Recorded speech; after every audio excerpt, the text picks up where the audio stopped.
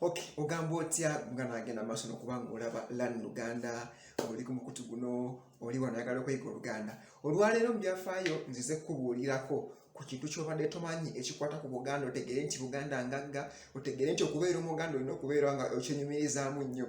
Bateekebwamu ssente bannange abamanyiddwa nga Bakateni Home Interiors UG, basangibwa wonna mu London Ntebe Road.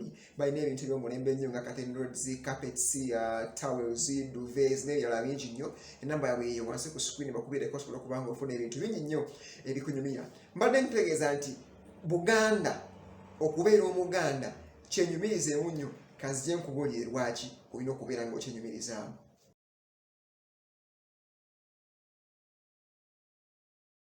Obadde okimanyi nti Ssekabaka Daudi Kiwanuka Ajumbe owokubiri, ngambye Ssekabaka Daudi Kiwanuka Ajumbe owokubiri ye musajja oba ye muntu oba ye mukulembeze eyasooka okukulembera omuzannyo gw'omupiira mu Uganda? Oyinza okukyewuunya. Ssekabaka Daudi Kiwanuka Ajumbe owokubiri ye pulezidenti wa FUFA oba ye mukulembeze w'omupiira eyasookera ddala mu Uganda. Mu Uganda tulina Bamagogo, tulaye ba Obuwa, tulaye ba Lawrence Mulindwa, naye Ssekabaka Daudi Kiwanuka Ajumbe eyasooka okubeera pulezidenti wa FUFA mu Uganda. Omwaka gwali gwa 1924 paka 1934. Ssekabaka Daudi Kiwanuka owokubiri bw'atyo nga yakulembera omupiira oba omuzannyo gw'omupiira mu bufuzi nga ye pulezidenti wa FUFA, Federation of Uganda Football Association. Omwaka gwali gwa 1924 paka 1934.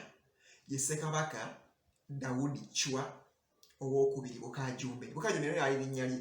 So ndowooza olaba nti ebintu bingi nnyo ebituukawo mu Uganda nga bikwatagana bulungi nnyo ne Buganda.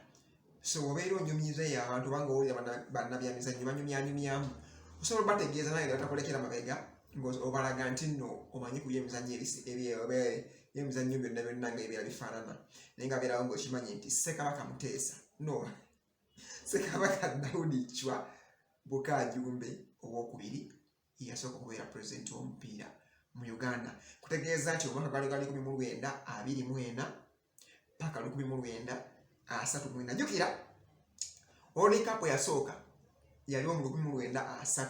Kitegeeza World Cup yasooka waba yaggwa, Ssekabaka Ajumbe yayongera n'afugayo emyaka emirala ndowooza n'alyoka avaako. Nze Kabugo Peter, we bali kubanga yekumira ku mukutu guno gwa Learn Luganda. Ffe tubeerawo wano nga tuyiga ebikwata ku Uganda, ku Buganda, ennono, ebyafaayo, ebika n'ebintu ebirala bingi nnyo nga bikwata ku Buganda okusingira ddala ku mukutu guno. Nze Kabugo Peter muzzukulu wange.